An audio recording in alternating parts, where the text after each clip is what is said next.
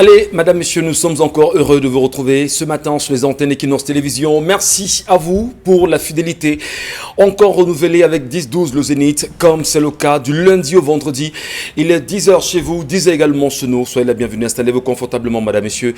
Des sujets qui sont proches de vous, des sujets qui gravitent autour du Cameroun, mais des réalités qu'il faudrait absolument décrypté, mais dont on va percer l'abcès ce matin. Et avec vous, on le fera, quoi qu'il en soit. Allons également saluer la grande famille qui est encore présente ce matin, ensemble unis pour la même mission. Nous sommes là pour vous servir et on le fera jusqu'à 12h. N'oubliez pas également de nous laisser vos commentaires sur les pages 10-12 Le Zénith ou encore en live sur Equinox TV. Effectivement, avec Equinox TV, allez vous y abonner sur la grande page de la grande page Facebook justement de l'émission ou encore de la maison, et par la suite on va lire vos nombreux messages que vous laisserez sur le fil justement d'actualité de l'émission qui se fait et qui se déroule en live là-bas. Merci à vous. Allons dire bonjour ce matin à Charles Amel Mbathiou. Bonjour Charles. Bonjour monsieur Michel Ngathiou et bonjour à tous les téléspectateurs. Bienvenue à vous également. Bonjour Bonbon Bengan Kandje. Bonjour monsieur Ngathiou Numba, bonjour à vous chers téléspectateurs. Enfin, le Cameroun People's Party peut respirer. Kawala et ses camarades ont gagné le procès contre le ministère de l'administration territoriale et Tangandji qui avait désigné les représentants pour diriger ce parti. Le tribunal arbitre de Yaoundé, comment on l'appelle, tribunal administratif. Voilà, Yaoundé a donné raison à Kawala et a débouté le ministre de l'administration territoriale. Voilà un bon combat. Ils ont persisté, ils ont signé, ils ont gagné. Voilà, là au moins on va comprendre qu'il y a certains magistrats qui essaient de dire le droit. C'est pour l'intérêt du peuple camerounais et du combat de ces combattants, comme ils aiment se le rappeler. Merci Sipipi, il faut persévérer.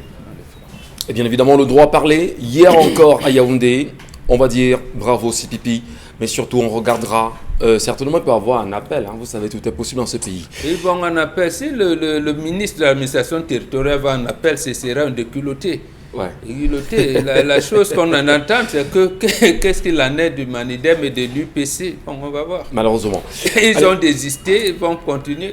Peut-être le Manidem a persisté. Peut-être le Manidem maintenant pourra rentrer véritablement dans la danse et poursuivre la voie légale, on va dire, la voie juridictionnelle de ce combat politique-là. Madame, monsieur, merci à vous de nous retrouver. Allons dire bonjour à Karine Santia. Bonjour Karine. Bonjour Michel, bonjour aux téléspectateurs. Après 2 tests de Covid-19 négatif, la dame est décédée à l'hôpital de la CNPS de Yaoundé, sauf que au moment de remettre la dépouille à la famille, le personnel de santé a trouvé mieux de traîner le corps sans vie à même le sol. Et cette vidéo fait le tour de la toile, démontrant ainsi les images macabres d'un traitement d'une personne décédée et surtout qui remet encore en cause les infrastructures de nos centres hospitaliers, mais surtout encore la mentalité du personnel soignant. On va bien sûr avec vous tout à l'heure analyser au mieux ce sujet, mais surtout présenter ces images qui choquent, qui énervent, qui sont assez remontantes. On se demande, sommes-nous véritablement au Cameroun? On en saura plus tout à l'heure, madame, monsieur. Dominique Audrey Oyengelek, heureux de vous retrouver ce matin. Bonjour Dominique. Bonjour Michel, bonjour aux téléspectateurs. Ce matin, j'adresse mes félicitations à la commandante de gendarmerie de Bouélebo. C'est à Dibombari, voilà, c'est à Dibombari. C'est une dame qui gère de faire ce commissariat. J'ai assisté à une scène de ce côté-là où un chauffeur de taxi a fui délibérément le contrôle et celui-là a été rattrapé par ses éléments et il a été sévèrement puni. Donc, félicitations à cette dame qui fait du bon boulot là-bas. Félicitations également à tous ces agents de police qui ont œuvré, qui ont accepté justement de faire un travail. Oh, rassurez-vous qu'elle a fait. Ah, elle a giflé. Qu'elle a fait, oui. Pour lui dire qu'on ne transgresse pas la loi. Parce que, écoutez, elle a rattrapé un monsieur. Et corrigé. Dites qu'elle a violenté et qu'elle n'a pas respecté les droits de l'homme parce que c'est une femme qui frappe sur Elle les allait hommes très et loin. le courage de le dire. Non. Elle allait très loin. Posez la question de savoir pourquoi elle a fait. Non, pas de question. Hier, on a voulu débattre. Non, ne mélangez pas les... Non, écoutez, Ah, ce maintenant, vous prenez au monsieur... premier degré aussi. Oui, vous me prenez au premier degré. Après, Ce monsieur a été mis en cellule et il a commencé à taper et à faire du bruit à l'intérieur. C'est son Et droit. lorsqu'il se... C'est aussi son droit. De faire du crier. bruit. Oui, c'est son droit. Non, je suis désolée. Ah. Félicitations, madame. La femme d'hier qui s'est fait assassiner, qui n'a pas le droit de ce monsieur de revendiquer son lit. Non, De la tuer. De revendiquer son lit. C'est ça. De la tuer. Ah, vous voyez, vous trouvez les expressions. Félicitations, madame. Vous faites Bon, un très bon travail. en tout cas, ça commence bien ce matin. Restez devant votre petit écran, madame, monsieur, et puis ensemble, on verra comment les choses vont se dérouler. Dominique Audrey, l'histoire de ce matin nous interpelle, vous interpelle également, et interpelle la majorité des Camerounais qui nous regardent ce Monsieur matin. Batouchar, la mère veut me distraire. Non, non, il ne va pas vous distraire. On reste concentré. Vous savez que je vous suis maintenant. Bienvenue chez nous. Non, je ne suis pas chez vous. On reste concentré, je Je vous suis en prie. Bantou à vie. Voilà. Allez, il s'agit de quoi ce matin, Dominique Audrey? C'est une histoire qui ne fait pas rigoler du tout. C'est l'histoire d'une femme.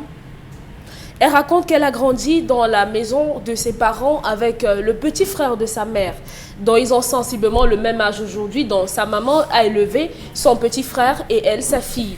Aujourd'hui, ce sont des adultes. Attends, s'il te plaît. Elle a grandi, Elle a avec grandi son dans la oncle. même maison Que son oncle. que son Donc, oncle. Oui, vous C'est-à-dire que le comprenez? petit frère de sa maman. Oui, il était tout petit lorsqu'elle est née. Donc, sa mère l'a élevé avec son petit frère. Elle a payé les études. Qui était l'aîné, la lui santé. ou elle? Pardon? Qui était l'aîné, la fille ou le garçon? Le garçon. Ah, d'accord. L'oncle est l'aîné de sa nièce, en Ok, fait. très Dans bien. ces genres, la fille a 13 ans et l'oncle a 16 ans. Ok. Vous comprenez un peu? Très bien. Voilà, donc la mère de cette femme qui nous écrit a grandi avec son oncle. Aujourd'hui, ce sont des adultes accomplis. La femme est dans son foyer. L'oncle également est dans son foyer. Et puisqu'il travaille et que sa nièce ou bien sa sœur aujourd'hui est au chômage, de temps en temps, il la dépanne. Elle dit qu'il est très proche de lui. Ils ont grandi dans un environnement où ils sont comme frères et sœurs, quasiment des jumeaux, et ils ne se cachent rien. Elle raconte que il y a sensiblement 2 mois, son oncle vient la voir chez elle, puisqu'ils vivent dans le même quartier, et lui dit je fais des rêves bizarres en ce qui te concerne. Et dans ces rêves-là, toi et moi, on a des relations intimes très intenses. Comment est-ce qu'on devrait... moi, je n'arrive pas à comprendre, je n'arrive pas à m'enlever ça de la tête. Elle lui a dit non, vraiment, il faut prier, ça c'est le diable. Ce sont les couches de nuit. Et essaye de rencontrer un prêtre. Celui-là est reparti, sauf qu'il revient et lui dit ça persiste tellement au point où lorsque je veux dans la vraie vie avoir partagé l'intimité avec ma femme, celle-ci, il me faut que je pense d'abord à toi. Et elle lui a dit non, vraiment, il faudrait qu'on aille voir un prêtre. Ça, vraiment, ça devient très sérieux, c'est diabolique cette situation. Ça en est terminé. Il y a 2 semaines, ils se sont rendus à un deuil dans un village d'une connaissance qu'ils avaient en commun pour l'assister. Pendant qu'ils étaient en chemin, son oncle lui dit « Il faudrait que tu acceptes que je te présente là-bas comme étant ma femme. » Elle lui a dit « Non, c'est impossible. Tu es mon frère, tu es mon oncle. Donc il n'y a pas moyen que ça se fasse. » Et il est resté tranquille. Pendant la nuit, elle voulait dormir. Celui-là a insisté pour passer la nuit avec elle. Mais jusque-là, elle s'est refusée. Elle a trouvé une autre fille avec qui il a partagé son lit. Le matin, alors qu'elle s'apprête pour pouvoir retourner ici en ville, son oncle entre dans la chambre où elle était en train de s'habiller, la trouve totalement nue. Elle s'est fâchée et il est sorti de la chambre. Elle termine de s'habiller, il lui dit « Viens, on prie avant qu'on ne reprenne le chemin de la ville. » Ils finissent de prier, son oncle lui dit « Bon, je voudrais qu'on marque notre voyage de façon inhabituelle, que ce soit quelque chose de symbolique, que ce soit quelque chose d'extraordinaire, de beau. » Et elle lui demande « Qu'est-ce que tu suggères qu'on fasse ?» Il lui dit « Je voudrais que tu m'embrasses. » Elle dit qu'elle a fait la fille naïve, elle a sauté sur le cou de son oncle, mais celui-là lui a dit « Non, c'est pas ce que je veux, je voudrais que tu m'embrasses, que tu me donnes un vrai baiser. » Et elle dit qu'elle s'est mise à pleurer, à lui demander pourquoi tu veux gâcher notre relation, pourquoi tu voudrais bousiller notre vie, pourtant toi et moi on s'entend, on est tellement fusionnels, on est tellement bien.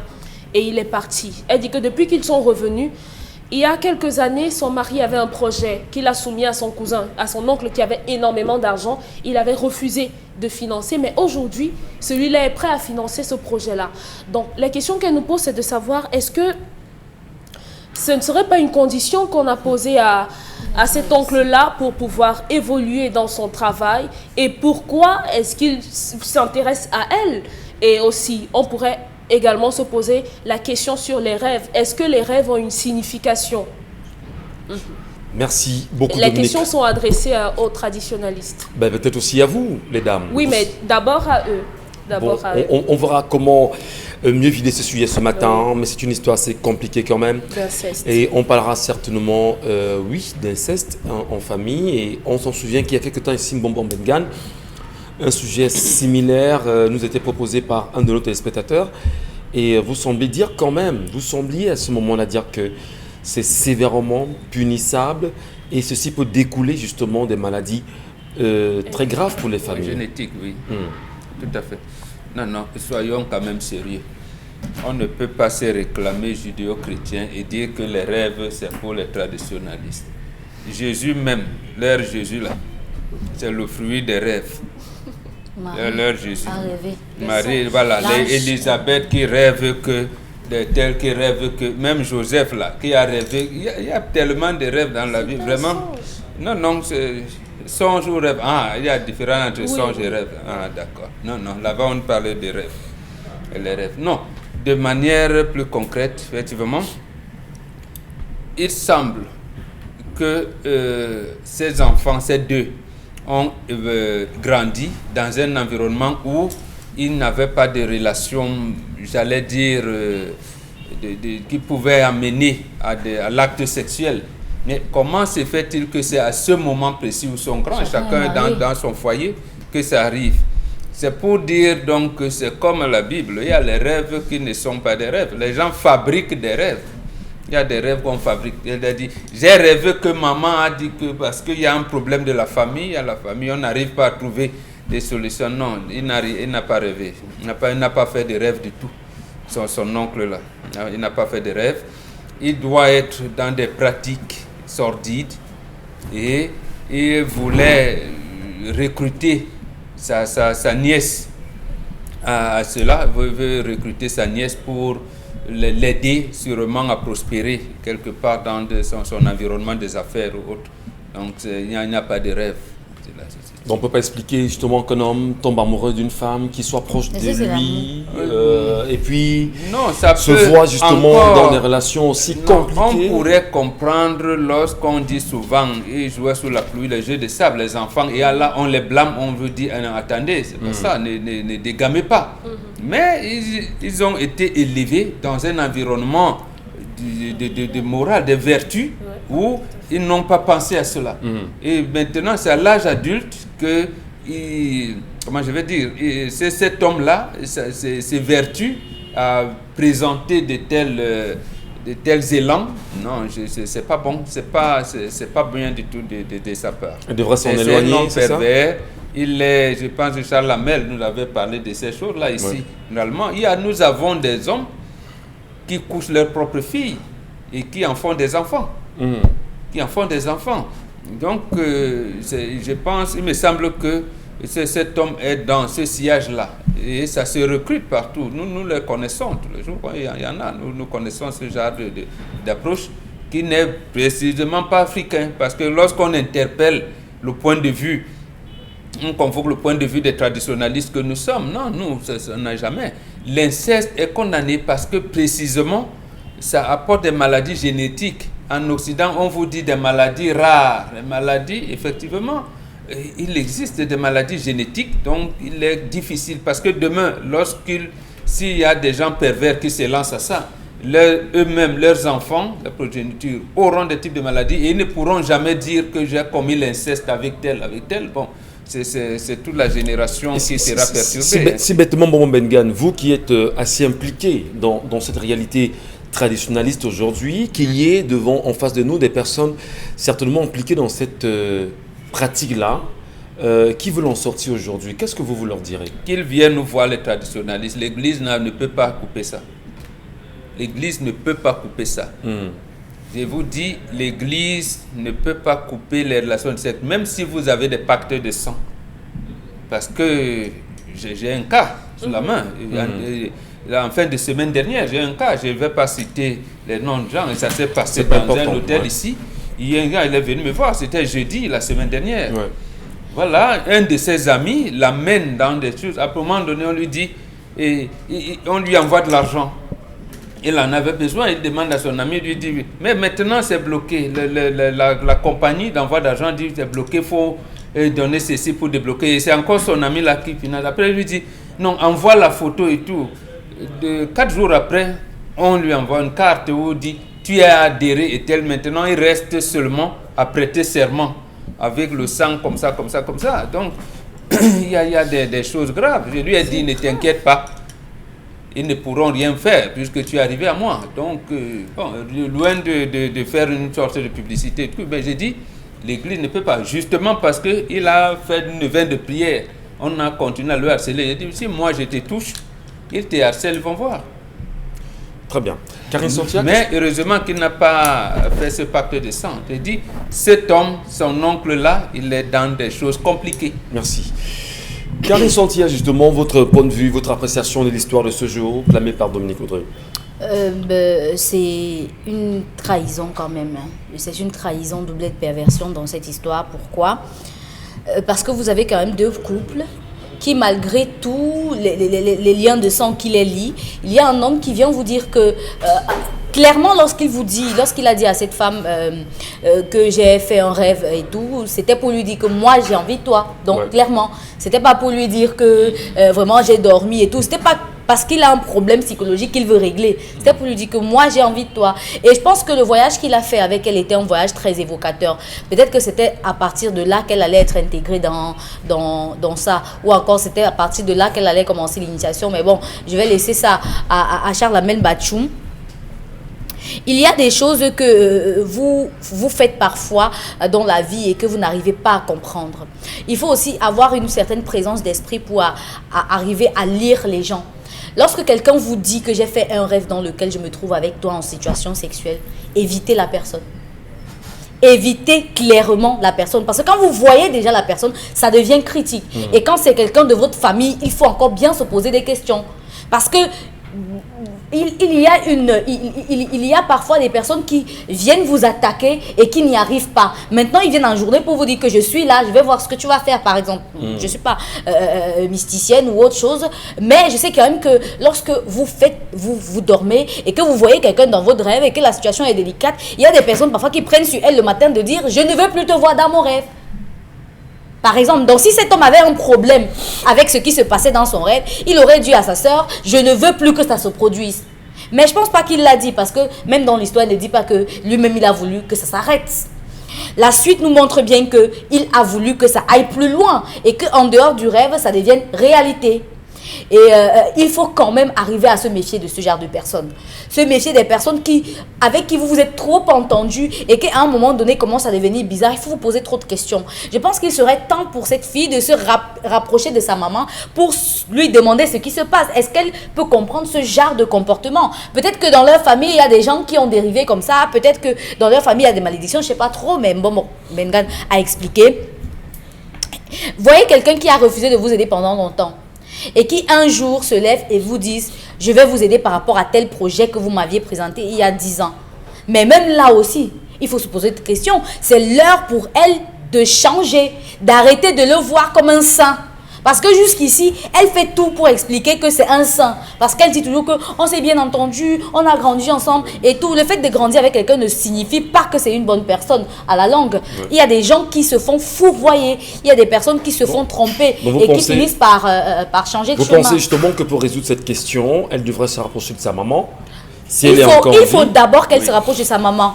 Peut-être que quand elle était petite, il y a des choses qui se sont passées que la maman a décidé de garder pour elle et elle n'a pas expliqué aux enfants. Peut-être qu'elle a oublié, elle était une enfant et n'a pas compris ce qui s'est passé. Mais il faut qu'elle se rapproche de sa mère pour comprendre mieux le comportement de son frère. Et à partir de là, elle pourra savoir si elle doit l'éviter ou pas. Mais qu'elle commence d'abord déjà aujourd'hui à l'éviter. Parce qu'il peut utiliser tous ces stratagèmes, il ne réussit pas et il passe par un autre chemin et il va l'atteindre parce qu'ils sont trop liés. Sont trop liés. Est-ce que cette fille devrait se dissocier de son frère, de son oncle? C'est ça, son oncle en fait. Est-ce qu'elle devrait se dissocier véritablement, Charlemagne Batchoum, pour résoudre définitivement le problème qui se pose ce matin? Monsieur Michel Ngachou, ce n'est pas aujourd'hui qu'elle sait qu'elle est attirée où elle attire son frère. Je suis désolé. Cette fille même est dangereuse. Comment ça? Ce n'est pas aujourd'hui que le gars manifeste le désir. Quand vous suivez bien l'histoire, c'est une action qui se passe depuis. C'est un jeu qui se passe depuis, parce qu'on vous parle de financement d'un projet, on vous parle de ceci. Vous voyez, elle est dans un enclos. Il manque juste l'incitateur. Le déclic. Le déclic. Donc, je pense que cette fille mériterait de réfléchir. Et cela m'amène. Monsieur Michel Ngachou a posé un constat. Quelle est la définition que les occidentalisés ont du bonheur, ont de la réussite? Je commence chez les Bantous. Un homme heureux, qui a plein de bonheur chez les Bantous, c'est un homme qui a des enfants. Tout à fait. C'est un homme qui a un foyer dans la paix. C'est un homme qui a des femmes aimantes, un homme social, un homme généreux, un homme qui honore ses parents. Voilà le bonheur chez les Bantous. Mais chez les occidentalisés, un homme bien, c'est celui qui a une voiture. Ah, papa, tu as vu la voiture du gars? Compte bancaire. Un compte bancaire, une maison qui est entre Paris, New York et tout ça, qui a fait le tour du monde et qui a un téléphone portable dernier cri. Voilà ça chez les occidentalisés. Regardez jusqu'où l'occidentalisation a détruit la véritable valeur.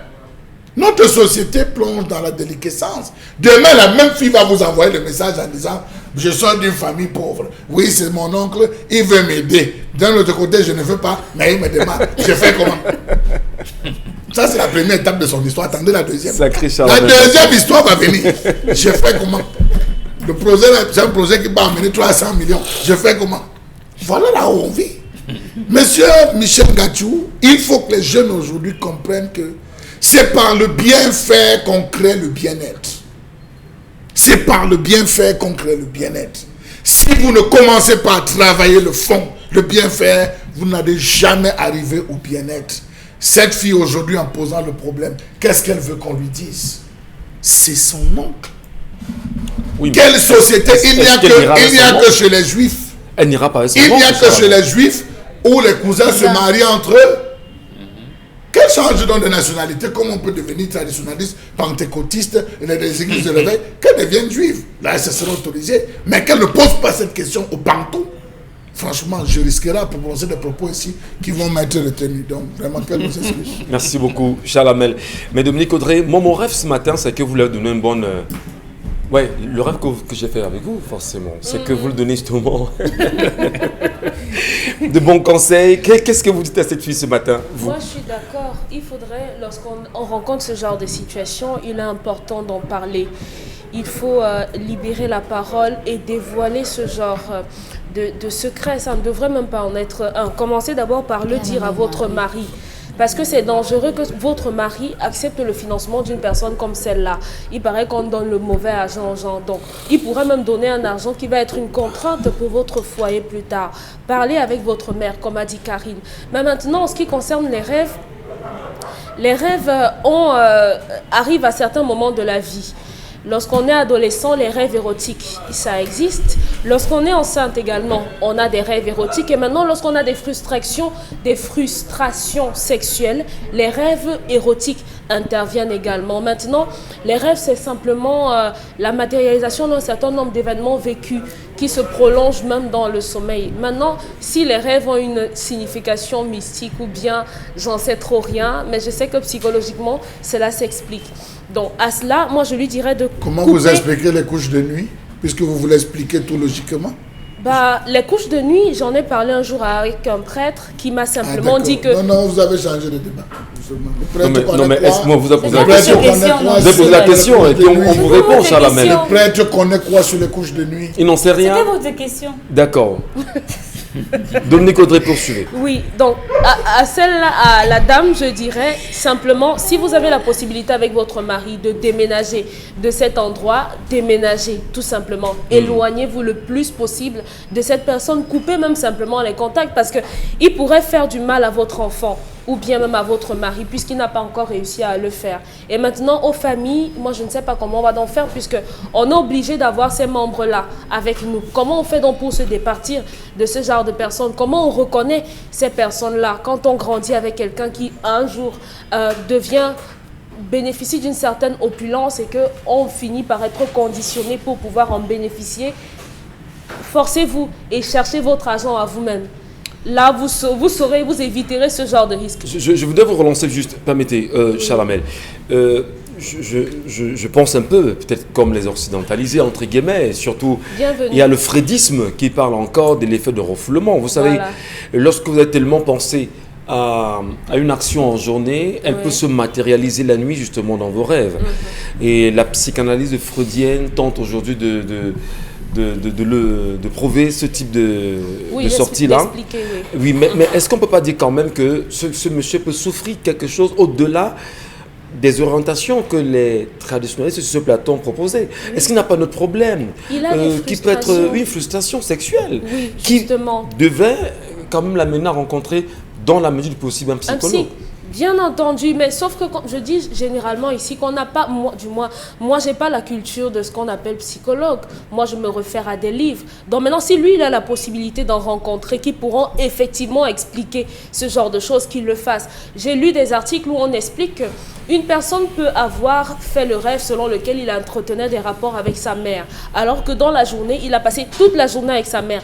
Continuellement, ça ne veut pas dire qu'il éprouve du désir pour sa mère, non. C'est simplement que les choses se mélangent comme ça dans sa tête. C'est de l'amour pour sa mère. Rien à voir avec réellement la sexualité. Il peut en avoir un trouble, c'est ça? Des troubles, oui, des troubles psychiques. Mais pas quand même sa mère, c'est très grave quand même. Non, c'est juste un rêve. C'est juste un rêve. C'est dans les rêves, en réalité. C'est pas mystique, il n'y a pas de magie là-dedans. Du moins, je n'en vois pas.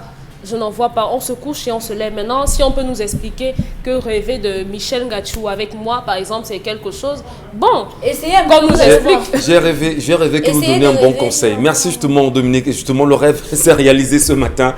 Merci à vous, madame, messieurs, de rester présents sur Equinox Télévision. Attention, allez bien sûr sur les pages 10-12 Le Zénith et Equinox TV. J'insiste en disant Equinox TV parce qu'il y a pas mal de pages sur Internet et pas mal de personnes ont créé des pages connexes. Ne vous faites pas enturber. Allez sur Equinox TV et à la suite justement d'Equinox TV, vous trouverez l'émission en live. Laissez-nous vos commentaires. Et une chose, laissez-nous vos commentaires de façon contractée parce que vous savez quand c'est tellement long, Karine a de la peine à les lire globalement. Dites l'essentiel en quelques mots. Et justement qu'on puisse vous citer sur votre commentaire. Merci à vous. Dans un instant, madame, messieurs, la colère de ce jour signée Charles Bachou, c'est maintenant.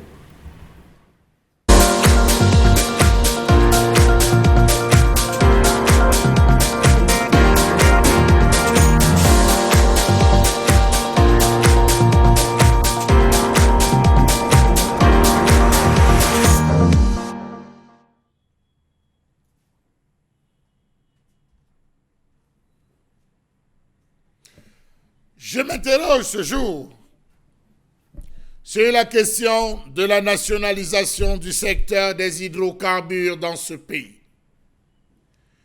Comment comprendre qu'on parle de nationalisation des hydrocarbures lorsqu'on ne maîtrise rien en termes de bilan d'exploitation depuis les années 70? Quel est l'état d'exploitation du secteur des hydrocarbures depuis son démarrage en 1970? Comment comprendre que les hydrocarbures soient relégués au rang de sujet tabou dans ce pays? Comment comprendre que la SNH ait été établie pour gérer les intérêts nationaux dans le secteur du pétrole tout en se tenant à l'écart des activités directes de production? Incroyable, me direz-vous. Comment comprendre tous ces silences qui règnent dans le monde des hydrocarbures au moment même où les besoins sont diversifiés? Biocarburants, hydrocarbures, gaz et j'en passe. Comment comprendre qu'on parle de nationalisation alors qu'on n'a jamais pensé mettre en place une gouvernance de qualité suffisante avant, pendant et après la découverte de ces ressources? Comment parler de nationalisation alors qu'il n'est permis dans aucun lieu que ce soit à la société civile de demander des comptes aux autorités, aux entreprises et aux marchés financiers? Comment comprendre que le Cameroun soit l'un des pays les plus riches d'Afrique subsaharienne alors qu'il souffre de ce qu'il est convenu d'appeler la malédiction des ressources naturelles? Comment comprendre qu'on parle de nationalisation du secteur des hydrocarbures alors qu'une grande partie de cette rente pétrolière, débutée dans les années 1977, date de l'exploitation commerciale, n'a pas été correctement comptabilisée dans les différents budgets de ce pays? Comment comprendre que la confidentialité est la norme dans le secteur pétrolier camerounais, bien que les autorités en collaboration avec les bailleurs de fonds aient progressivement développé l'accès aux informations? On reste bien loin d'un climat de transparence et de responsabilisation totale. Le Cameroun a démarré l'exploitation commerciale de son pétrole la même année que la Malaisie. La Malaisie s'est concentrée sur le développement de son pays. Aujourd'hui, comparer la Malaisie au Cameroun, vous vous demanderez ce qui nous est arrivé. Comment comprendre qu'on veut nationaliser dans l'esprit, sans penser la création et l'entrée en fonction d'un organisme de réglementation de l'énergie véritablement indépendant, d'une Cour des comptes et d'une commission anticorruption qui permettrait de rehausser la transparence dans le secteur pétrolier du Cameroun? Qu'est-ce qui peut expliquer le fait que le Cameroun n'a pas permis, mieux, le Cameroun n'a pas mis l'exploitation de ses ressources naturelles au service d'une croissance et d'un développement soutenu? Comment comprendre qu'avant la pandémie à Covid-19, les résultats du Cameroun en matière de développement se sont nettement dégradés malgré la hausse des exportations pétrolières? Savez-vous que selon les calculs fondés sur l'indicateur de l'épargne net ajusté de la Banque mondiale, l'écart entre les recettes pétrolières comptabilisées et réelles du Cameroun se situe aux environs de 5,9 milliards de dollars pour la période 1977-2006. De quelle nationalisation essaye-t-on de parler ce jour? Savez-vous que d'après les calculs basés sur les chiffres de la production de la Société nationale des hydrocarbures, il atteindrait même le chiffre considérable de 7 milliards de dollars, autrement dit 35,2% du total estimatif des recettes pétrolières qui auraient dû revenir à l'État, mais qui n'ont pas été comptabilisées. Et au moins l'aimabilité de nous dire où est parti ce gap, quelle est la caisse noire qui encaisse ces fonds. Savez-vous que le manque de transparence et de responsabilisation en matière de recouvrement des recettes pétrolières, y compris le détournement des recettes du budget de l'État, a sensiblement ralenti à la longue le rythme du développement au Cameroun? Au vu des différences entre l'expérience de développement du Cameroun et celle de la Malaisie, pays qui présente de nombreux points communs avec le Cameroun, mais qui a réussi à échapper au syndrome hollandais. Comment comprendre qu'avec une telle richesse, les indicateurs sociaux et de capital humain se soient aussi considérablement dégradés au Cameroun depuis le milieu des années 80? L'espérance de vie au Cameroun est passée de 53 ans en 1991 à 51 ans en 2009 et à 40 ans en 2020. Le taux de mortalité infantile a régulièrement augmenté, passant de 65 pour 1000 naissances vivantes en 1991 et 84 pour 1000 en 2009. Et le taux de malnutrition chronique des enfants est resté de 36% environ. Au cours de la même période, que dit du taux relativement élevé, du taux élevé de mortalité maternelle au Cameroun, 600 pour 100 000 naissances vivantes. Comment comprendre qu'on parle de nationalisation au moment même où la ventilation et les séries chronologiques des recettes pétrolières du gouvernement ne sont pas des renseignements publics disponibles dans ce pays? Comment comprendre qu'on parle de nationalisation au moment même où les recettes pétrolières et gazières recouvrées par celui-ci ne sont pas connues de la société civile, où les chiffres relatifs aux impôts directs auxquels sont assujetties les entreprises pétrolières et gazières, aux taxes indirectes, aux dividendes versés par la SNH au gouvernement et aux redevances sont biaisés? Alors, évitons de parler de nationalisation, évitons de parler d'appropriation lorsque les chiffres, lorsque les enquêtes, lorsque même le sujet est tabou. Mieux vaudrait dire, ça appartient aux autres. Contentons-nous tout simplement de contempler. Merci beaucoup, Charles Amel Mathieu, pour ce sujet ce matin. Et là, avec vous, madame, monsieur, nous parlerons un tout petit peu du pétrole, nous parlerons un tout petit peu des hydrocarbures, nous parlerons un tout petit peu de ce qui nous concerne. Mais je me retourne vers vous, Mbombo Mbengan. On s'en souvient bien sûr que sous le premier régime, celui du président Ahidjo, lorsque le pétrole a été découvert bien évidemment au Cameroun, et qu'il fallait que ceci soit exploité, l'ancien chef de l'État a dit aux Camerounais: ne regardez pas le pétrole, concentrez-vous justement sur le sol, ce qu'il a baptisé l'agriculture verte, la richesse justement verte. Est-ce qu'on va dire justement que l'un des problèmes que Charles Amel Mathieu pose aujourd'hui va du fait que Ahidjo lui-même n'a jamais été transparent dans le travail qu'il avait à faire, rendre public les réalités des hydrocarbures ou même de la réalité du pétrole au Cameroun, aux Camerounais? Absolument, vous avez raison, mais j'ai dit aussi que Ahidjo avait raison. Les hydrocarbures, le pétrole, le gaz et tous les produits afférents n'apportent que la guerre dans nos pays qui ne sont pas souverains. Et Ahidjo avait peur qu'on ne le chasse par les Français, parce que jusqu'à preuve de contraire, peut-être comme Charles Amel a dit qu'il y a une voie de nationalisation, peut-être que les Français sont en train de voir comment ils vont nous donner nos hydrocarbures. Mais jusqu'aujourd'hui, 17 juin, je pense, 2020, le pétrole, nos hydrocarbures ne nous appartiennent pas. Il ne faut pas se leurrer pour le dire. D'abord, en 1979, le prix du pétrole avait grimpé, avait été multiplié par 10 après la crise de 1973. Et ce qui est intéressant, c'est que j'aime souvent le souligner, il y a le président du patronat français de l'époque s'appelait Paul Ouvela. Il dit, pour qu'on voie, parce qu'on avait commencé déjà la création de la Sonara avec la SNH, je pense, voilà, ce monsieur, il existe encore, il est là du côté de Boumiébé, bon, je ne citerai pas son nom. Bon, il dit, on va créer une action concertée pour le développement en Afrique, qui n'a jamais vu le jour. Vous parlez justement de Paul Ouvela. Paul Ouvela. Très bien. Il n'a jamais vu le jour. Jusqu'à Mitterrand vient, il commence des choses et des choses. Ça a énervé.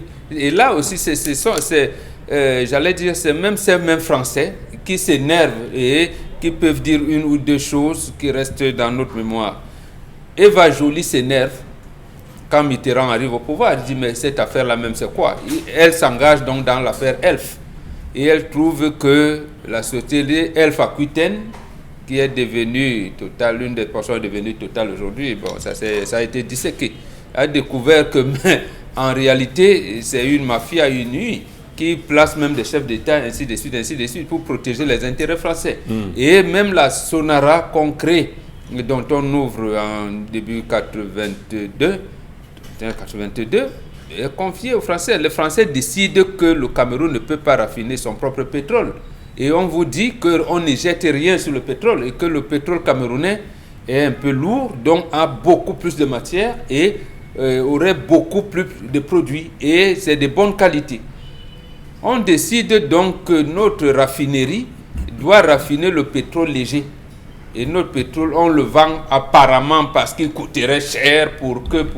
C'est comme si on ne devait pas avoir des Camerounais qui puissent être maîtres dans la transformation de pétrole. Alors même à cette période-là, il y en avait déjà, parce que même Bernard Reding travaillait dans des raffineries en Algérie. On est au Gabon, on est allé le prendre là-bas. Donc ça veut dire que le Cameroun ou les Camerounais n'ont pas de pétrole appartenant aux Camerounais. Le pétrole du Cameroun n'appartient pas aux Camerounais. C'est une chasse c'est une chasse gardée de la France.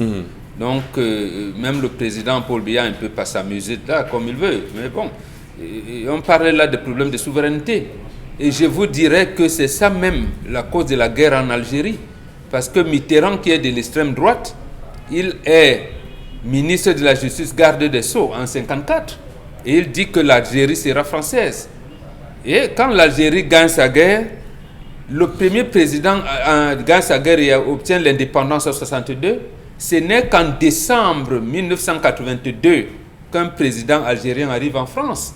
C'était d'ailleurs après Ben Bella et Houari Boumediene. Je pense que c'était Charlie Benjedid. Oui. Et pour que Charlie Benjedid arrive en France en décembre 1982, il a exigé à Mitterrand de payer au double le prix du gaz algérien. Il a dit, bon, le gaz se vend à 1000 francs, vous payez 2000.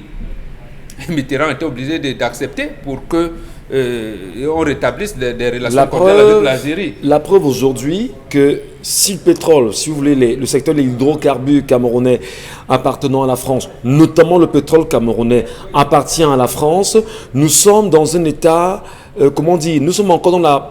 je cherche encore le terme pour dire que l'oppresseur ne cesse justement de s'investir et à nous enlever tout ce que nous avons de bien.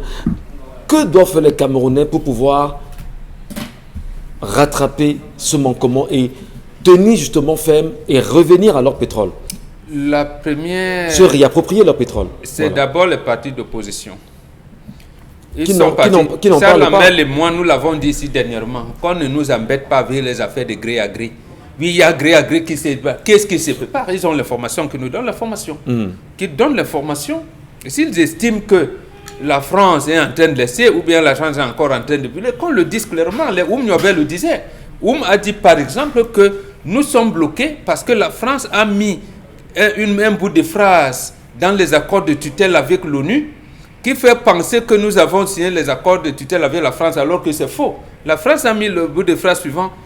Elle l'administrera comme partie intégrante du territoire français. Oum a dénoncé ça et a mobilisé les gens contre ça. Aujourd'hui, les hommes politiques camerounais, qu'ils nous disent quel est l'enjeu, après l'expérience de la Côte d'Ivoire, qu'on nous dise qu'aujourd'hui, la France, François Fillon est venu ici un 20 mai de 99, il a signé quels accords, ils ont l'information dedans. Aujourd'hui, l'ambassadeur de France va au palais de Toudi régulièrement et c'est lui qui sort en cachant des choses. Ici, eux, ils ont l'information qu'ils nous disent. Vous croyez que la vraie libération du Cameroun sera justement de... La maîtrise de son sous-sol. Oui. La maîtrise de son sous-sol. Et les partis politiques n'y travaillent pas, Bonbon Menga. Non, ils ne travaillent pas. Ils ne travaillent pas. Ouais. Parce que le pétrole a peur de la guerre. Hein. Le Soudan, c'est quoi? C'est la guerre. Bakassi, c'est quoi? C'est le pétrole, c'est les hydrocarbures.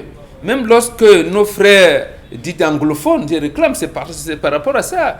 La Sonara est là-bas. On n'a pas construit l'extrême nord. On n'a pas construit un port à Limbé, ainsi de suite. Ils ne gagnent pas. D'abord, il n'y a même pas un anglophone qui dirige. Donc, c'est les affaires des hydrocarbures. Très bien. Donc, il faudrait que si on veut avoir notre souveraineté, qu'on fasse un peu comme l'Angola. L'Angola peut dire, d'accord, on a découvert le pétrole ici, je n'ai pas encore l'expertise pour...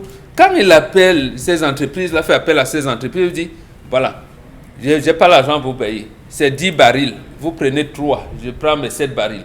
Il vient lui-même transformer son baril et son Angola est partout. Vous parlez peut-être de l'espace du Cabinda qui est toujours en guerre, il y a pas mal de soucis là-bas aussi. Oui, mais justement parce que le Congo a les mains et pieds liés comme nous. Et l'Angola s'est libéré. Et c'est pour ça que l'Angola ne s'amuse pas avec cette enclave-là. Merci.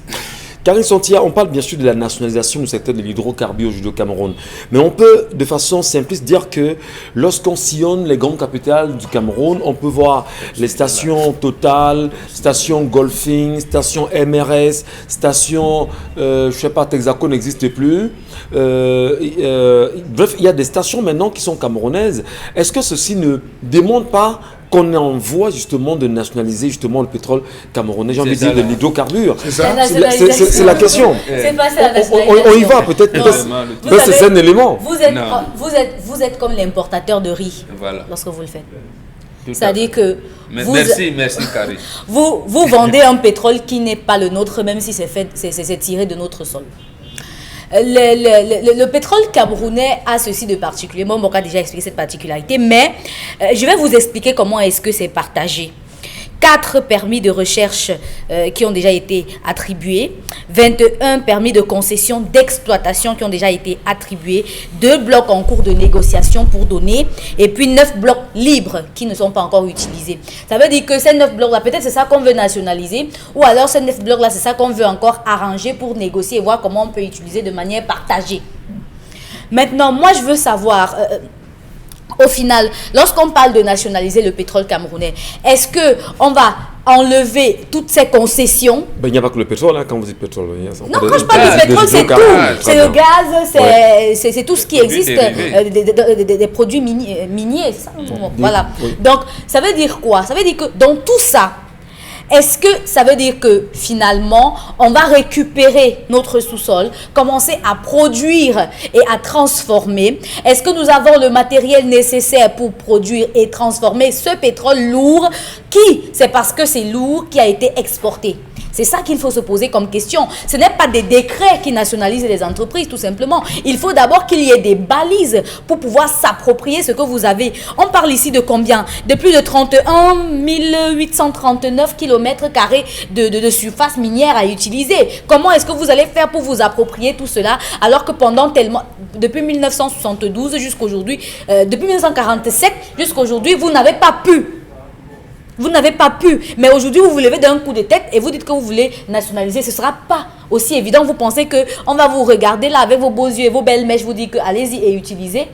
Et pourtant, vous savez qu'il y a de nouveaux enjeux qui se jouent aujourd'hui dans le monde. Il y a plusieurs types de contrats. Le Cameroun aurait pu accepter faire des contrats de partage de production pour pouvoir apprendre au fur et à mesure de comment ça se fait et se séparer progressivement. Mais ce n'est pas ça qu'on fait. La plupart des contrats ici sont des contrats de concession. Comment est-ce qu'on fait maintenant pour s'approprier quelque chose quand la personne à qui vous avez donné cela trouve ça juteux? Vous savez même pourquoi cette question de nationalisation commence à se poser? Justement parce qu'à l'échelle internationale, il y a la chute du prix du baril de pétrole, justement avec le problème du dollar aujourd'hui. C'est pour ça que tout le monde se dit non, ça veut dire qu'on peut s'approprier notre pétrole et tout, mais il ne suffit pas de ça.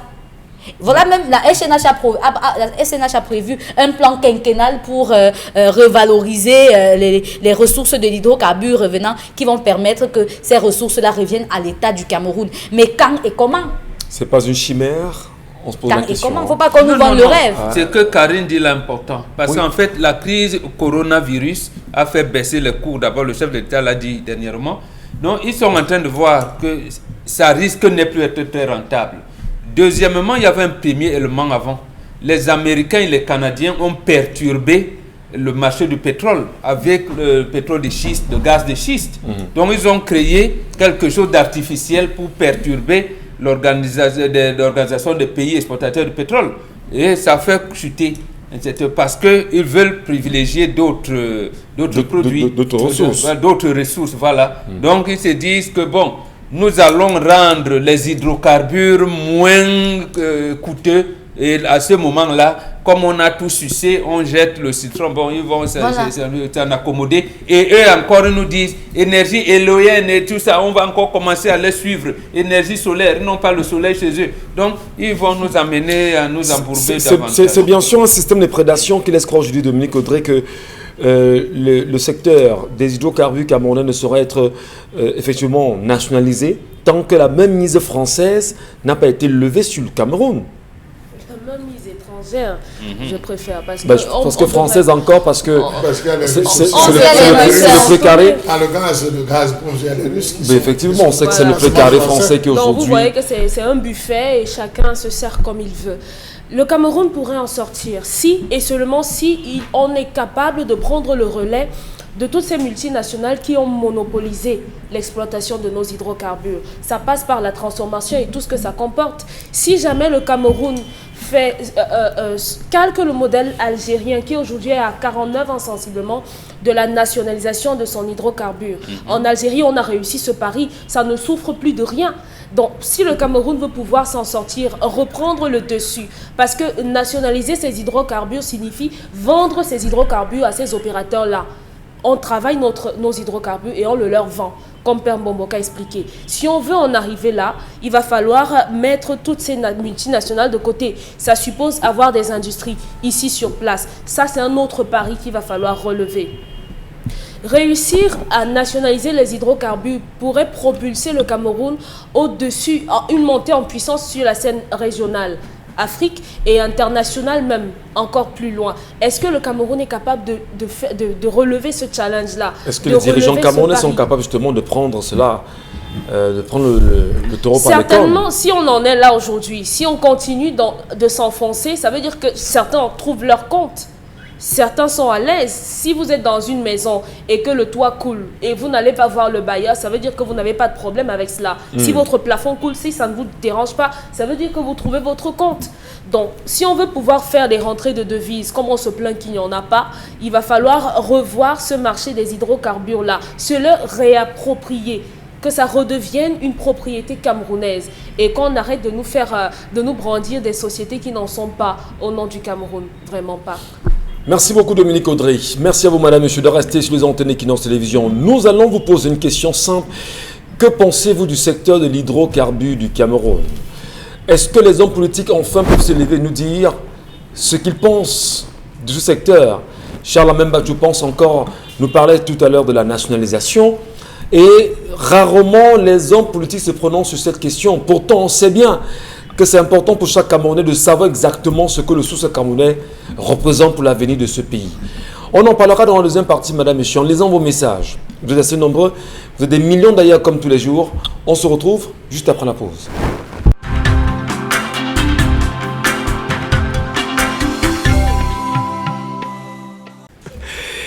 Allez, bon retour à vous, madame, monsieur. Merci de rester présent sur cette antenne. Eh bien, c'est 10-12 le Zénith. Encore des sujets, encore des éléments, mais surtout, on va les vider. Charles Amel, moi, je pose la question simplement. Aujourd'hui, au Cameroun, qu'est-ce que vous vous proposez pour qu'on puisse véritablement nationaliser les hydrocarbures camerounais? Je posais encore la question tout à l'heure. Malgré la même mise occidentale sur le pétrole camerounais, va-t-il falloir que les Camerounais se lèvent aussi, comme ça a été le cas en Algérie? Va-t-il falloir que les Camerounais se lèvent pour dire Monsieur Michel, nous disons non justement aux prédateurs occidentaux? Monsieur Michel Ngatchou, je vous ai dit, le Cameroun était au même niveau que la Malaisie en termes d'exploitation de pétrole. Le Cameroun a mal négocié justement l'exploitation Allez du pétrole. voir comment l'entreprise Petronas travaille au niveau de la Malaisie. Monsieur Michel Ngatchou, quand vous avez un secteur où on vous dit que le sujet est tabou, toute question concernant le pétrole relève de la présidence de la République, qu'allez-vous dire? Vous avez une entreprise, et je vous ai dit, moi je le dis tous les jours, chaque fois qu'on vous dit nationalisation, sachez qu'il n'y a plus rien à gagner. Sachez qu'il n'y a plus rien à gagner, c'est fini. Sachez-le dans ce pays. Lorsqu'on vous dit nationalisation, il n'y a plus rien à gagner, on a pensionné. On dit, bon, laissons le petit là, ils vont gérer. On essaie de créer un désordre, dans l'affaire, on met à leur disposition. Qu'est-ce qui est arrivé avec Eneo? Avec Sonel, AS Sonel, Eneo, qu'est-ce qui nous est arrivé? On nous parle maintenant de la renationalisation, on est en train de tendre vers une possible renationalisation. On a combien de mariages? Pour quel type de méga? Vous avez des délestages. Vous êtes sortis de l'ornière? En permanence. Vous êtes sortis de l'ornière? On a eu le cas de Kambouata. On a eu le cas de la SNEC et de Kamwata. Quand on a dit non, on va revenir, on va renationaliser, c'est pour quel résultat, monsieur Michel Ngatchou? Alors, il faut dire que lorsque vous avez une entreprise ou un secteur comme celui-là, fortement rentable, et que vous n'avez pas la société civile, même les élus Mbrakata, excusez-moi l'expression, les élus Mbrakata, les députés Mbrakata, permettez-moi que je parle, ça c'est trivialement, pour qu'on se comprenne, ne peuvent pas demander des comptes, monsieur Michel Ngatchou, aux différentes entreprises et aux marchés financiers. Ça veut dire que nous sommes morts. Les députés devraient se lever pour demander, mais que fait-on du secteur? Le Cameroun a connu 4 grandes périodes, monsieur Michel Ngatchou, dans le secteur du pétrole. Nous avons eu la première période, 1977-1979. Où il y a eu une opacité dans la gestion des recettes pétrolières parce que c'était géré par les grandes compagnies pétrolières internationales avec l'appui de la France. Nous avons eu la deuxième période, 1980-1986, avec la création de la société de la SNH, Société nationale des hydrocarbures, qui a été créée pour gérer les intérêts nationaux dans le secteur pétrolier, tout en se mettant à l'écart des activités directes de production. Expliquez-moi. Vous gérez les intérêts nationaux, mais vous êtes écarté des activités directes de production. Vous contrôlez dans quoi? Qu'est-ce qu'il faut faire pour en sortir? chez le Gacho. Nous avons eu la troisième période. La troisième période, c'est celle partant de 1987 à 1990, qui a abordé la question de la comptabilisation des recettes pétrolières dans les comptes hors budget. Avec l'entrée des premiers accords de confirmation du FMI et le plan d'ajustement structurel, qui ne nous a finalement pas aidés. En la quatrième période, 1991-1999, avec les audits partiels. Vous voyez jusqu'où on arrive, 199, quand nous aborde la question de l'audit partiel de la SNH.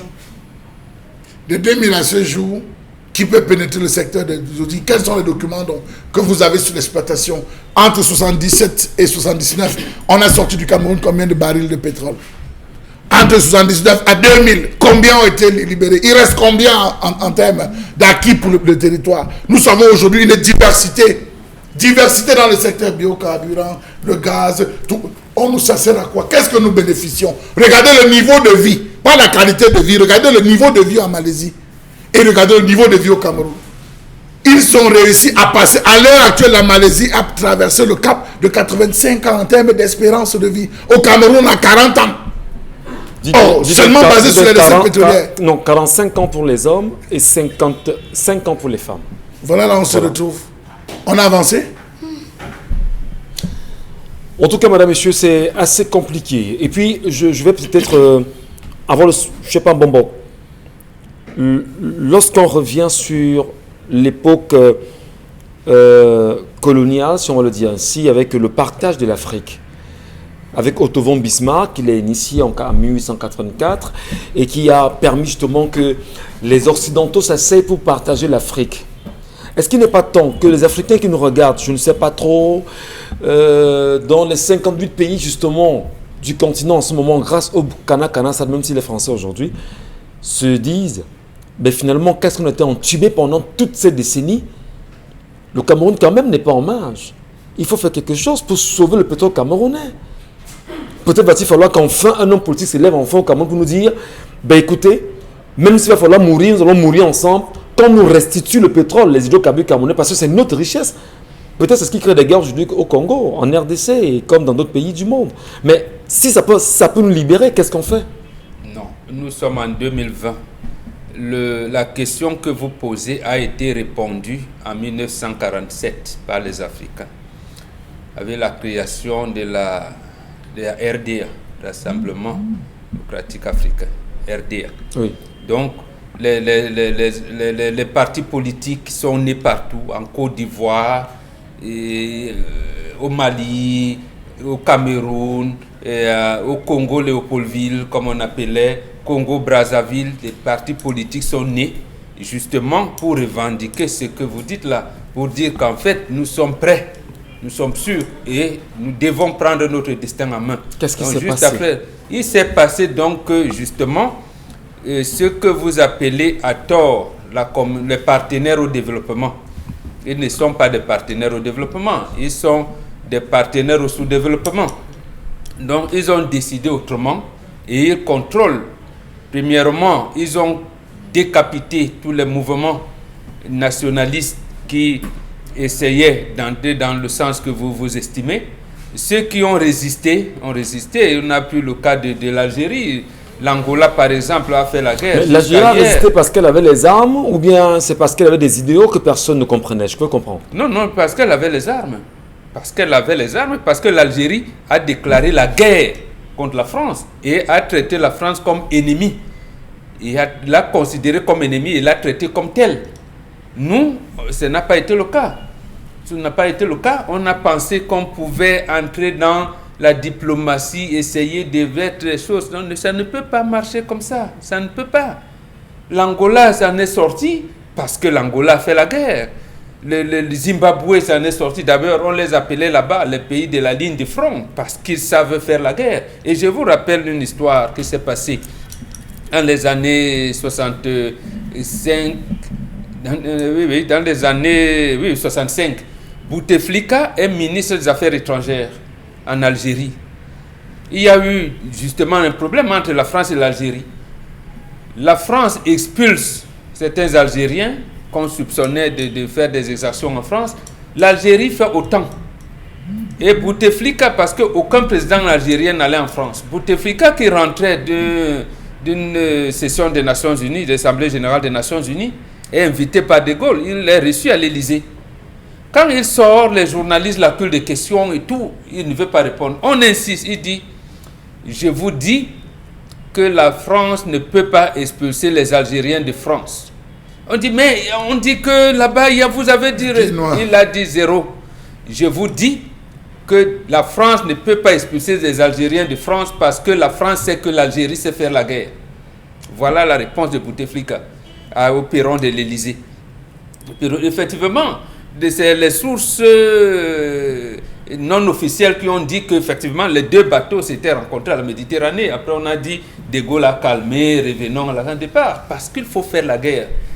Nos présidents Ahidjo et Paul Biya, je les comprends. C'est des sous-préfets? Oui, mais en fait, on ne lésine pas là-bas. Là-bas, on tue. C'est les intérêts. De Gaulle a dit, c'est les intérêts. Vous ne préservez pas nos intérêts, on vous tue. Jules Ferry également. Voilà, mais sauf que au Houphouët-Boigny, qui a un peu, c'est lui qui, en réalité, qui a faussé ce jeu. Il n'a pas voulu aller dans l'optique de la RDA et rester dans ce que un de mes amis maliens, Sira Missa Doumbia, l'un des initiés maliens, appelle les enclos. On nous a maintenus dans des enclos avec un bout de phrase à la naissance de l'Organisation de l'Unité africaine en 63. On dit respect des frontières héritées intangibles, héritées de la colonisation, évitant de s'immiscer les uns les autres dans les affaires des États. Voilà ce qui nous tue. Et si les hommes politiques aujourd'hui veulent dénoncer, qu'ils le dénoncent. Donc pour répondre clairement, c'est ça qu'il faut dire. Qu'en fait, l'OUA a posé de mauvaises bases parce que précisément il y avait des Senghor, le Houphouët-Boigny et d'autres. On n'a pas voulu prendre l'option de Nkrumah. Nous en sommes là aujourd'hui. Il faut que la jeune génération politique transforme l'Union africaine. Croyez-vous transforme l'Union africaine pour que l'Union africaine fasse deux choses au même moment. C'est-à-dire avoir un même ministre des Affaires étrangères pour toute l'Afrique et un seul ministre des Forces armées pour toute l'Afrique. Écoutez, croyez-vous justement que les manipulations ne vont pas se poursuivre? Croyez-vous également qu'il y a une jeune génération? Croyez-vous vraiment qu'il y a une jeune génération sur laquelle on peut compter? Croyez-vous aujourd'hui qu'au Cameroun, par exemple, avec permettez qu'avec les hommes politiques du moment au Cameroun, on peut vraiment compter sur cela pour pouvoir se lever et dire nous revendiquons ce qui est camerounais? Parlons des hydrocarbures. On a vu je sais pas. On peut sur le coup interpeller comme ça trivialement. C'est un problème de courage politique. Lorsque l'ancien président malien Alpha Ona Konaré a été président de l'Union africaine dernièrement, les bases ont été mises en place. Mais sauf qu'effectivement, on a commencé à geler le pouvoir. Et les autres hommes d'État sont restés tranquilles. C'est pour cette raison que quelque temps après, Jean Pin, on a venu assassiner Kadhafi. Donc on voyait ce qui venait. Et on l'avait d'ailleurs dit. Et c'est Laurent Gbagbo qui avait porté ce projet en 1999. Il était encore député ivoirien vers Kadhafi. Et Kadhafi avait même choisi un Camerounais. Il nous regarde. Il s'appelle Jean-Marie Ngankou pour diriger le Fonds monétaire africain avec siège à Yaoundé. Mais il était question d'aller plus loin sur le plan politique. Parce que si le Cameroun va seul, on coupe la tête. Le Gabon va seul, on coupe la tête. L'Algérie va seul. Donc, comment faire bloc? Et c'était ça le problème. Il y avait donc l'Algérie, l'Égypte, la Libye, le Nigeria et l'Afrique du Sud qui tenaient à financer. Mais sauf que Abdoulaye Wade vient, il commence d'autres. Oui, le Népal est monté, est descendu. Alors que les panafricanistes africains lui ont dit les gens là ne peuvent pas vous donner l'argent pour financer vos infrastructures. Ce n'est pas possible. Et on les oriente encore avec les Sungun de Bassanjo à l'époque en lui disant non, il faudrait que les Africains se battent pour avoir un poste de membre permanent du Conseil de sécurité. Et Gbagbo revient encore en lui disant mais l'Allemagne n'a pas ce poste de membre permanent du Conseil de sécurité, mais l'Allemagne tient l'Europe. Ils n'ont pas compris, précisément comme vous dites, parce qu'ils sont manipulés par-ci, par-là. Donc c'est bien dommage. Donc il faudrait que votre génération, peut-être nous on a échoué, que votre génération sache que c'est de la guerre qu'il s'agit et il faut avoir le courage politique pour mener cette guerre. Lorsqu'on a une génération qui vous dit que le franc CFA est une bonne monnaie, qu'est-ce que vous voulez? C'est assez compliqué. Que c'est une monnaie qui est importante pour les Africains, vraiment. Allez, madame, monsieur, merci de rester avec nous, bon Bengan. Surtout, merci pour ce moment d'enseignement, merci pour ce moment de culture et ce moment d'histoire. Il est toujours important de vous avoir à nos côtés. Car ils sont les messages. Le pétrole algérien dépend toujours des étrangers. Il ne suffit pas de se réapproprier les ressources et énergies camerounaises pour mieux organiser ces ressources et manager les richesses du pays de la meilleure façon qu'il soit. L'un des problèmes de notre pays est la corruption systémique et systématique de ses dirigeants. Le favoritisme à outrance de son élite, des hommes clanistes qui sont en poste de responsabilité. Aujourd'hui, le fléau engraine toutes les couches de la population du pays. Les discours ne servent à rien. Daniel Mwenguea qui a écrit le message. Un autre message, les Français ne veulent pas laisser le pétrole camerounais. Alors, un autre message, notamment concernant encore le secteur des hydrocarbures. Les hydrocarbures du Cameroun peuvent être nationalisés si et seulement si la France le veut. C'est exactement comme quand il s'agit de choisir un dirigeant du pays.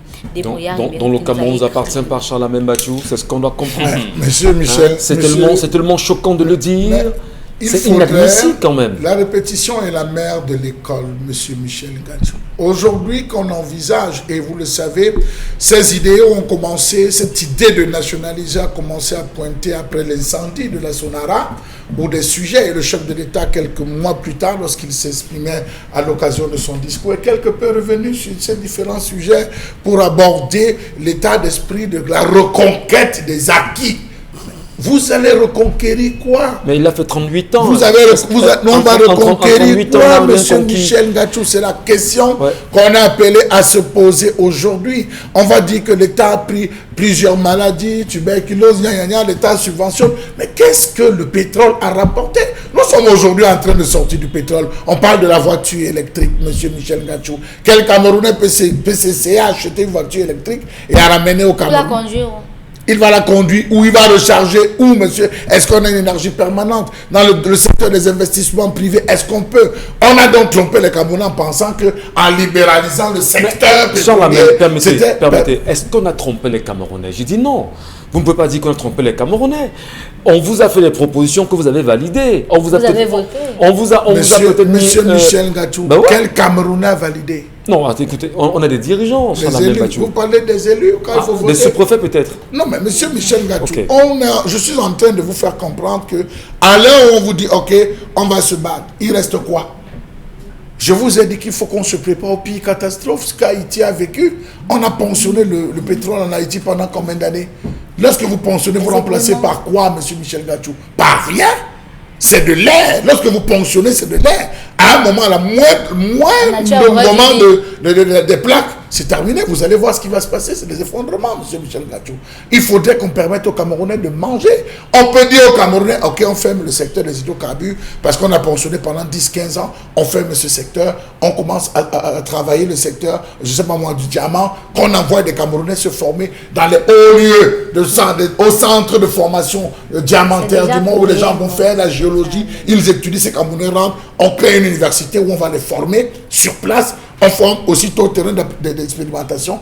Mais ce n'est pas ça. La main-d'œuvre, nous avons 100 000 employés qui nous coûtent environ 500 millions de dollars l'an. Mais vous imaginez, la main-d'œuvre continue de venir de l'extérieur, que ce soit le secteur pétrolier. Tous les conseillers techniques, monsieur Michel Ngatsou, ministère de la Défense, Sécurité nationale, et tous sont encore des Français. Ça, il faut que vous le sachiez. Jusqu'aujourd'hui, c'est les Français qui sont conseillers techniques. Non, mais posez-vous donc les questions. Des bonnes questions. Elle est partie? Non, elle n'est pas partie. Non, elle ne veut même pas partir. Aujourd'hui, donc, on parle de la nationalisation. On nationalise sur la base de quoi? Qu'est-ce qu'on a eu? Qu'est-ce qui a été fait? Qu'est-ce qu'on souhaiterait faire avec cette nationalisation? Karine Sontia, ça c'est très fort ce matin. Je pense que cet homme est un occultiste. Je suis tout à fait d'accord avec Dominique Audrey. C'est dire couper le pont avec ce monsieur. Ça, c'est Martial Takendo, depuis Chang, qui nous écrit ce matin. Il faut arrêter, pauvre Cameroun, à terre à cause de ses dirigeants. Je me demande ce que ces dirigeants en place vont laisser à nos petits-enfants. Ils ignorent qu'en nationalisant, ils gagnent plus. Mais comme ils sont paresseux, ils préfèrent laisser les autres gérer et percevoir des miettes. William Kamako qui nous a écrit ce matin. Il faut redéfinir l'émission de la SNH. Elle doit être impliquée dans la gestion de la production directe. Pas seulement gérer les intérêts nationaux. C'est pas le cas déjà. La SNH a sa tête depuis 25 ans, le même directeur général. L'implantation des stations-service appartenant aux nationaux donne l'impression que les hydrocarbures ont été nationalisés. Charles-Claude Monté qui nous a écrit alors un autre message. Pourquoi le monde aujourd'hui est devenu aveugle? Il y a combien d'espèces d'hommes sur Terre? Nous avons été éduqués que c'est mal alors que c'est tout à fait normal. Ça c'est par rapport à l'histoire du jour, à l'inceste. L'inceste est normal. Mais vous savez, monsieur Michel Ngatou, quand une fille vient vous Permettez poser, réagir, une question, je finis. Quand une fille vient vous poser une question en disant « je fais comment ?» c'est déjà mal. Ça veut dire qu'elle est dans l'embarras du choix. Je vais ou je ne vais pas. Non, on coupe, monsieur Michel Ngatou. À l'instant même que cela naît dans l'esprit, on coupe. Elle a quand même un libre arbitre. Elle devrait savoir choisir. Dominique Côté, vous voulez réagir à ce sujet? Que malheureusement, il y a des personnes qui ont du mal à gérer certaines situations. Et je dis souvent que la grandeur, la maturité repose justement dans la résolution de certains problèmes. Lorsqu'une personne vous aborde et qu'elle a une difficulté, peut-être elle a du mal à formuler le problème. Maintenant, c'est à nous autres qui comprenons de lui faire savoir que tu ne devrais pas poser la question comme ça. Ne dis pas comment gérer, que choisir. Sache plutôt que si tu fais tel choix ou tel autre choix, cela va s'avérer négatif pour toi. Maintenant, il y a un téléspectateur qui dit qu'on voudrait nous faire croire que ce n'est pas normal. C'est quoi? C'est l'inceste qui est normal? Oui, par rapport à l'inceste. C'est normal? Ou Non. en Afrique ou bien? Tiens, vous avez fini. Oui. Donc Audrey, ce qu'on reproche aux gens qui posent ce genre de questions, c'est justement de n'avoir pas eu le courage de repousser certaines choses. Lorsque vous avez été éduqué, comme elle nous semble dire dans l'histoire, elle est à mesure de dire à son oncle, mais arrête, tu n'arrêtes pas. J'ai dit à maman, je rends public. C'est ça que ça veut dire. C'est ce qu'elle n'a pas fait. Ce n'est pas de dire, non mais vraiment, non, ce n'est pas. Il y a des choses pour lesquelles on ne tergiverse pas, on n'hésite pas. On n'hésite pas. Un de vos cousins vient là, commence à dire, mais tu reviens encore, tu vas voir. Tu vas voir. Voilà, maintenant, C'est ce que ça désormais, veut dire. tout le monde le sait. Lorsque vous recevez une proposition indécente, vous faites le bruit. Tout Vous à faites fait. le bruit, vous parlez fort et vous menacez la personne. Exposez-les. Ne vous laissez pas attendrir par les sentiments, par la Attendons le relation que deuxième vous problème. avez. Oui. Ne vous laissez pas attendre. Il y a un problème qui va encore Merci poser. Dominique Audrey. Non, Allez rapidement, monsieur Carrie Santia, vous videz quelques derniers messages avec nous et on passe à Aucune autre chose. situation n'est permanente. Je pense qu'il faut que les dirigeants africains cessent d'être manipulés par les Français. La liberté s'arrache. Ça, c'est faute Simon qui nous écrit ce matin. Un autre message. Dans ce monde, rien n'arrive par hasard. Si cette fille se retrouve dans cette situation aujourd'hui, il est probable qu'un de ses parents ait commis la même erreur auparavant. Roland Cyril de Soa qui nous a écrit ce message. Un autre message. L'idéologie au Cameroun, c'est n'est ni la gauche ni la droite, mais l'idéologie du ventre. Romy Lekenzo qui nous a écrit ce matin. Comme dirait quelqu'un, le nombrilisme. On y est peut-être. En tout cas, merci à vous pour vos nombreux messages, madame, messieurs. On va dans un instant parler d'autres choses aussi. Carrie Santia, on nous fait savoir qu'on a d'autres messages sur la page 10-12, le Zénith. Vous nous rassurez? Nous allons fouiller, vous inquiétez Oui, pas. c'est important. On va le faire. On va fouiller et puis on verra quand même, parce qu'il faut respecter ceux qui vont nous laisser des messages En là-bas. attendant, il y a un téléspectateur qui a dit non. Le problème, on le connaît. En fait, il faudrait qu'il y ait Gbagbo l'avait su. Et c'est pour ça que les Français ont tout fait pour l'écarter. Quand il porte, au moment où il accède au pouvoir en octobre 2000, on lui fait un premier coup d'État dans la nuit du 14 au 15 janvier 2001. Donc quelques mois seulement après la prise de pouvoir. Donc avant même qu'il ne vienne au sommet France-Afrique à Yaoundé le 17 janvier 2001, ça faisait une semaine il avait été victime d'une première tentative de coup d'État. Ouais. Donc avant l'autre qui vient en 2002. Donc en fait, ils sont surveillés. Et on l'appelle Boulanger pourquoi? Justement parce qu'il a su manœuvrer en appelant l'opinion publique ivoirienne. De telle manière que en Côte d'Ivoire, on sait qui protège le comptoir colonial et qui est proche du peuple. C'est ce que nous voulons dans nos pays. Par exemple, au Cameroun, nous devons savoir qui est proche du peuple, qui protège le comptoir colonial. Mais à ce moment-là, les oppositions, par exemple, doivent être claires dans leur point de vue. Donc on ne va pas chercher en disant, mais quand il dit ceci, ça veut vouloir dire... pourrait dire... La politique, ce n'est pas un débat philosophique. Nous croyons justement que votre message est en train d'être retransmis, Mon Bengan. Les Camerounais vous regardent, les Camerounais vous écoutent, et les Camerounais justement regardent ces leaders politiques de l'opposition qui semble justement nous montrer le chemin à suivre pour un changement et pour un Cameroun nouveau. Parlons d'autre chose maintenant, madame, monsieur. On va marquer juste un petit moment de pause et puis on reviendra avec la revue des réseaux sociaux. Croyez-moi, c'est assez compliqué ce qu'on va regarder tout à l'heure. Karine Sontia nous a retenu des images. Mais avant cette revue, allons dire bonjour à Constille Lamine qui est là encore ce matin et qui vient nous parler effectivement des produits. Je pense bien du concept Salaka. Il y a le collecteur de postures, si je me trompe. Bien entendu, avant donc de parler du correcteur de posture, nous allons parler d'abord des produits du magasin 1001 tapis, en face bien sûr du Palais d'Ika. Il faut rappeler que c'est le même magasin qui vend également les correcteurs des postables. Nous allons commencer la vente de ce matin par l'électroménager, l'électronique, l'informatique et bien entendu tout ce qu'il y a pour embellir la maison. Alors tout d'abord, je rappelle que pour le compte de ce mercredi, tous les clients du magasin 1001 tapis vont recevoir un morceau de savon de 400 grammes qu'on vous donnera gratuitement. C'est donc le Salaka du jour, en plus des prix qui sont déjà les prix les plus bas, il faut le rappeler, sur le marché camerounais. Vous avez également aujourd'hui, ce mercredi, les morceaux de savon de 400 grammes pour tous les clients qui vont faire les achats du côté bien sûr du magasin 1001 tapis. C'est une manière déjà pour nous de dire merci à tous ces clients qui ne cessent de faire confiance au concept Salaka. Nous allons tout de suite démarrer la vente de ce matin en rappelant déjà nos téléspectateurs que la promotion de cette triple réduction va s'achever le 30 juin 2020. Nous sommes bien sûr rendus aujourd'hui au 17 juin 2020. Vous avez encore 13 jours pour faire des achats du côté du magasin 1001 tapis à des prix vraiment dérisoires. Ceux qui n'ont pas assez d'argent peuvent venir au magasin 1001 tapis et faire des paiements par tranche. Et ceux qui sont hors de la ville de Douala peuvent tout simplement bénéficier des livraisons à domicile. Donc vous êtes à Bafoussam, vous êtes à Garoua, vous êtes à Yaoundé, vous êtes quelle que soit la ville, appelez le concept Salaka et passez votre commande parce que nous livrons dans tout le Cameroun. Nous allons tout de suite démarrer la vente de ce matin par, bien entendu, un robot mixeur de balles. Vous l'avez donc du côté du magasin 1001 tapis à 11 500 francs. C'est un robot mixeur de qualité supérieure. C'est un robot mixeur neuf dans son emballage avec garantie. Question de ne plus écraser les condiments chez les voisins.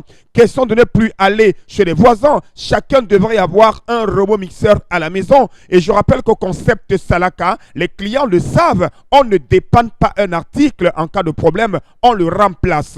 Les articles de qualité sont en vente au magasin 1001 tapis grâce au concept Salaka. La suite nous conduit à un fer à vapeur à 7000 francs, un fer à vapeur neuf, un fer à vapeur moyen. Vous l'avez à 7000 dans le carton, ce magnifique fer à vapeur au magasin 1001 tapis en face du Palais d'Ika, c'est à Douala au Cameroun.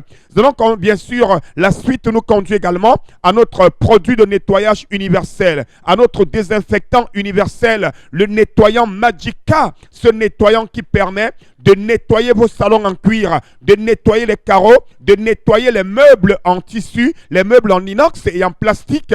Vous l'avez donc au magasin 1001 tapis. Non seulement ça permet de donner une peau neuve à votre meuble, mais également ça désinfecte le meuble. C'est donc l'occasion plus que jamais d'attirer l'attention de tous les téléspectateurs de s'habituer à Magica, un véritable nettoyant universel. Vous l'avez donc au prix de 6000 francs, votre Magica au magasin 1001 tapis. 1 litre de Magica, 1 litre de ce nettoyant universel, 1 litre de ce produit qui permet de nettoyer les salons en cuir, les meubles en plastique, les meubles en inox, les meubles en tissu et même les carreaux. Vous l'avez à 6000 francs le litre. À côté bien sûr de Magica, on parle également de ce grand robot mixeur qui se vend comme les bouts de pain. Ah ben oui, un robot mixeur complet à 4 fonctions. Vous avez un bol qui vous permet de hacher la viande, un bol qui vous permet de hacher le poisson. Il y a un bol bol pour les condiments secs, un bol pour les condiments frais. Vous avez également la centrifugeuse, toujours dans ce robot mixeur. Vous l'avez à 58 000. Un robot mixeur complet dans le carton avec garantie. Vous avez également des bouilloires électriques à 6 000 francs. Du côté, bien sûr, du magasin 1001 tapis en face, le palais d'Ika. La suite nous conduit, bien entendu, à un ordinateur complet. Regardez la présentation de cet ordinateur. C'est un ordinateur en tour HP 6000. Vous l'avez à 50 000 francs. Du côté du magasin 1001 tapis, 160 Go de disque dur, 2 Go de RAM à 50 000 francs. C'est un ordinateur en tout HP 6000 Pro à 50 000. On parle également toujours dans le cadre de ce matin d'un détendeur intelligent. Vous l'avez à 12 000. Les détendeurs sont toujours en promotion au magasin 1001 tapis à 12 000 francs, bien entendu dans notre magasin. Il y a également des rallonges. Vous les avez à 5 000. Une magnifique rallonge 6 sorties avec bien entendu tout ce qu'il y a comme système de sécurité. Vous l'avez à 5 000 au magasin 1001 tapis. Encore et encore le grand robot mixeur 4 fonctions, vous l'avez à 58 000. Il hache la viande, il hache le poisson, il fait les fruits, les condiments secs, les condiments frais. Regardez la présentation de ce robot mixeur. Vous l'avez à 58 000 au magasin 1001 tapis en face du palais d'Ika. Des grands fers à vapeur à 11 000. Regardez la présentation du fer. Vous l'avez à 11 000 au magasin 1001 tapis en face du palais d'Ika. Et bien entendu, on parle également des laptops corps de Dio avec Wi-Fi, bien entendu, à 70 000. Un laptop corps de Dio à 70 000 au magasin 1001 tapis. Il y a également des détendeurs intelligents, toujours à 12 000. Chacun devrait les avoir. Ça se passe au magasin 1001 tapis nulle part ailleurs. Des tapis de prière à 1000 francs. Pour la prière, pour le sport, vous les avez à 1000 francs au magasin 1001 tapis. Également, parle également des régulateurs de tension. Vous les avez à partir de 15 000 dans notre magasin en face le Palais d'Ika. On parle également toujours dans la vente de ce matin des lustres à partir de 40 000. C'est au magasin 1001 tapis en face le Palais d'Ika. Donc n'oubliez surtout pas des robots mixeurs à 11 500, des ordinateurs à 50 000, des laptops à 70 000 et des morceaux de savon que nous donnons gratuitement à tous les clients qui vont faire les achats au magasin 1001 tapis. Lamine, merci infiniment. On vous retrouvera dans un instant pour nous parler effectivement du correcteur de posture. Mais entre-temps, allons savoir ce que nous réservent les réseaux sociaux ce matin pour sa revue. Karine Santia, nous sommes suspendus à vos lèvres ce matin. Aujourd'hui, ce ne sont que des vidéos qui vont vous couper le souffle tellement elles sont tristes et très très violentes. Mais pour l'instant, on commence par la vidéo tournée à l'hôpital de la CNPS à Yaoundé. Une dame décédée a été traînée à même le sol, sa dépouille a été traînée à même le sol par le personnel soignant de cet hôpital 48 heures après son décès parce que la famille voulait entrer en possession de sa dépouille pour une inhumation. Et la dépouille a été traînée à même le sol, sauf que dans cette vidéo-là, les enfants racontent que la maman ne souffrait pas de coronavirus. Elle a été dépistée à 2 reprises et c'était négatif. Ils ne comprennent pas pourquoi est-ce que sa dépouille est traitée de cette manière-là. On vous propose d'écouter la vidéo que nous vous donnons ce matin. C'est ça. Nous-mêmes, nous savons qu'on a demandé qu'à exécuter la maman-ci. Ça, c'est clair. Parce que cette maman-ci était lucide mercredi matin.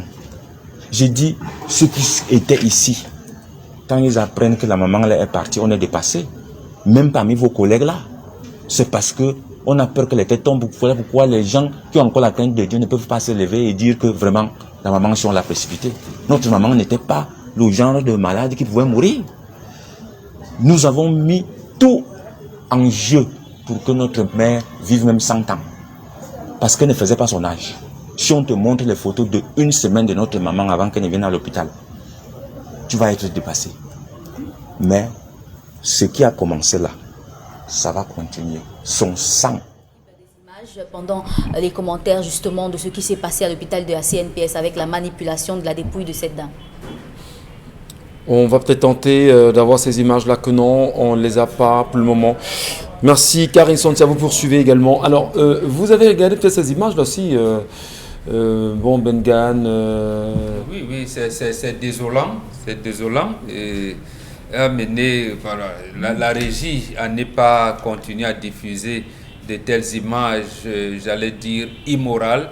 Lorsqu'un pays atteint ces niveaux d'inhumanité, ça veut dire que l'État n'existe plus. Vous savez, lorsqu'on dit qu'un pays est fini, ça ne veut pas dire que les matières premières n'y existent plus, mais ça veut dire que le citoyen a atteint un niveau où il n'a plus peur de mourir, il banalise tout. Vous voyez des gens, au lieu de porter secours, lorsqu'il y a un accident, lorsqu'il y a une bagarre, ils préfèrent filmer et envoyer dans les réseaux sociaux. Et surtout du corps médical qui ne sait pas traiter les cadavres, qui les traîne.